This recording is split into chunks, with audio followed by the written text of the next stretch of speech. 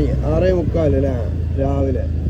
ഒരേ കുത്തിരിക്കുന്ന പോലെല്ലാം കണ്ടോളി നമ്മളെ കൊണ്ടോടി ഓട കാണാൻ വേണ്ടിയിട്ട് ചോരത്തും ഒരുപാട് ഇവിടെ എല്ലാം പോകുന്നില്ല. ഏടെയും പോണ്ട. ഈ ഇവിടെ എല്ലാം കോട ഉണ്ട് അത്യാവശ്യം. എന്നാലിതാ അടിപൊളി കോട, ഒരു രക്ഷയില്ല. കോട കയറുന്നു. കുണ്ടോട് അങ്ങാടിയാണ്.